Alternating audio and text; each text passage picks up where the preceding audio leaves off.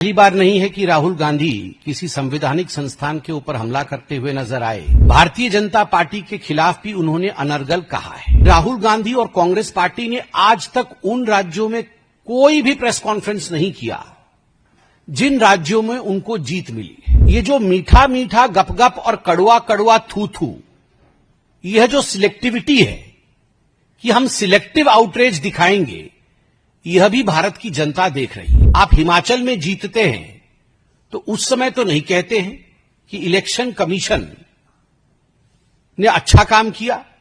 उस समय तो आप नहीं कहते हैं कि इलेक्शन कमीशन ने कहीं न कहीं फर्जीवाड़ा किया। देश का चुनाव आयोग ही कॉम्प्रोमाइज्ड है आपके कहने के मुताबिक। मैं आज राहुल जी से पूछना चाहता हूं, राहुल जी, अभद्र शब्दों का तो प्रयोग आपने कर लिया, मगर विनम्रता के साथ क्या आप कोर्ट गए? Did you file a petition against this? आज हमने राहुल गांधी जी के प्रेस कॉन्फ्रेंस को देखा और ये कोई पहली बार नहीं है कि राहुल गांधी किसी संवैधानिक संस्थान के ऊपर हमला करते हुए नजर आए और महाराष्ट्र या कर्नाटक के चुनाव को कटघरे में खड़े करते हुए नजर आए। आज के राहुल गांधी के प्रेस कॉन्फ्रेंस के दो हिस्से हैं। एक तकनीकी हिस्सा है, टेक्निकल व्यू पॉइंट है, कितने वोटर, कितने लोगों ने वोट दिया, किस प्रकार वोटिंग हुई, वोट का तरीका किस प्रकार का है, उसको लेकर राहुल गांधी जी के मन में कुछ संदेह है। और दूसरा जो हिस्सा राहुल गांधी जी के आज के प्रेस वार्ता का है वो राजनीतिक है, क्योंकि भारतीय जनता पार्टी को उन्होंने घेरने की कोशिश की है। भारतीय जनता पार्टी के खिलाफ भी उन्होंने अनर्गल कहा है। मैं मानता हूं कि जो तकनीकी विषय हैं वो कंसर्न डिपार्टमेंट अर्थात चुनाव आयोग, मैंने अभी कुछ देर पहले मीडिया में भी देखा है, चुनाव आयोग ने भी कुछ जवाब दिया है। उस विषय में भी मैं अपने प्रेस कॉन्फ्रेंस में लाऊंगा क्योंकि वो अभी पब्लिक डोमेन में है।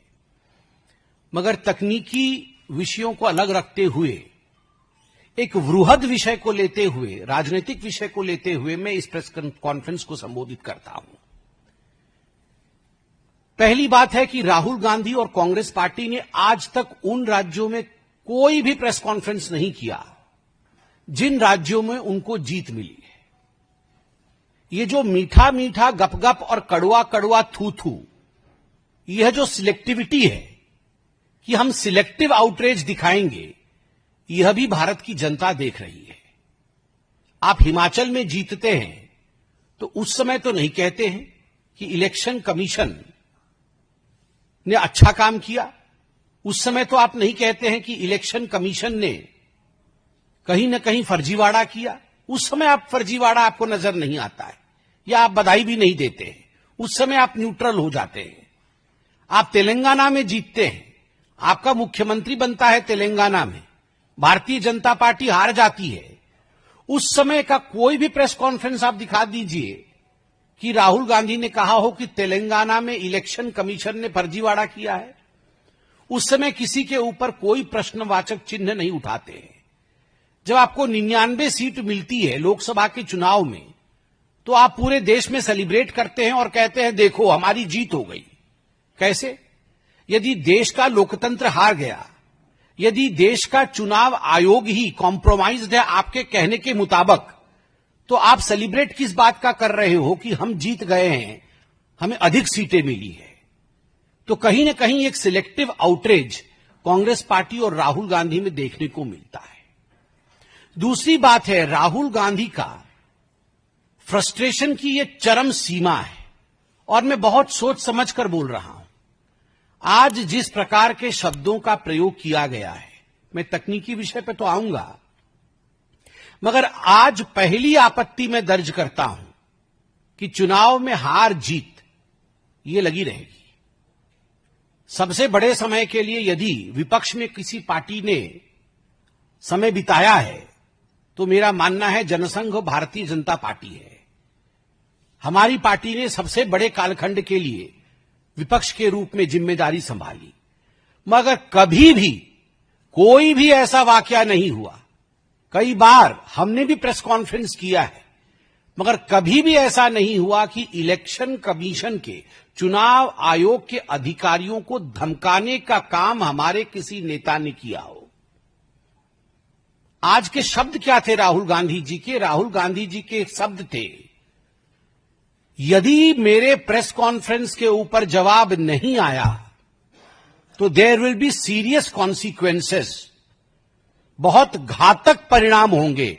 सीरियस कॉन्सिक्वेंसेस को अगर हम ट्रांसलेट करते हैं तो हिंदी में अनुवाद बनता है घातक परिणाम होंगे।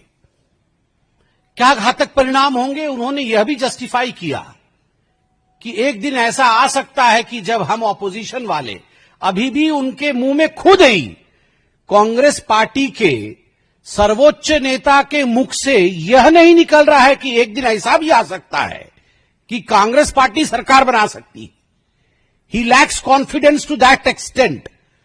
उस हद तक उनके मन के अंदर कॉन्फिडेंस और विश्वास नहीं है कि कांग्रेस पार्टी कभी भविष्य में सरकार बना सकती है। वो आज भी कह रहे हैं कि ऐसा समय आ सकता है कि भविष्य में ऑपोजिशन कभी सरकार बना सकती है।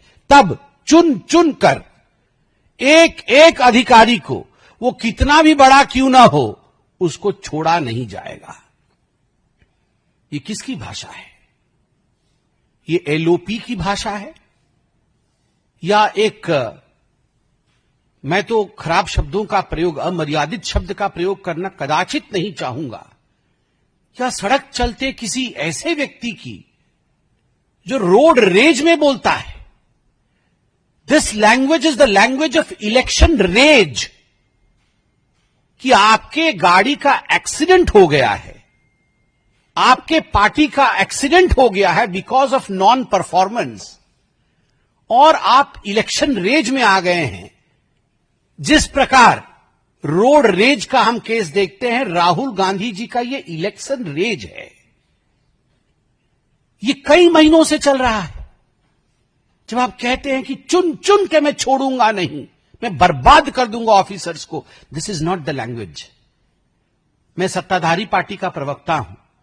मेरे बगल में आदरणीय केके जी बैठे हैं, ये सत्ताधारी पार्टी के प्रवक्ता हैं। मुस्कुराकर हमें इन प्रश्नों का उत्तर देना होगा। एक क्षण के लिए भी हमारे मुख पर एरोगेंस और अहंकार नहीं होना चाहिए।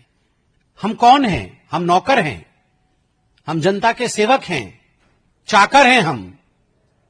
ये जो हम आज बैठे हुए हैं इस चेयर पे और बात कर रहे हैं, जनता जनार्दन ने वोट दिया है उनकी नौकरी करने के लिए। बाबा साहेब अंबेडकर द्वारा बनाए गए संविधान के पन्नों में इलेक्शन कैसा होगा, कैसे कंडक्ट करेगी चुनाव आयोग उस इलेक्शन को, इस विषय में पूरी जानकारी है। और बाबा साहब ने यह भी लिखा है अपने संविधान में कि यदि कोई आयोग अपना काम ठीक से नहीं करती है तो कोर्ट भी है। आप कोर्ट की दरवाजे को भी खटखटा सकते हैं। मैं आज राहुल जी से पूछना चाहता हूं, राहुल जी, अभद्र शब्दों का तो प्रयोग आपने कर लिया, मगर विनम्रता के साथ क्या आप कोर्ट गए? Did you file a petition against this?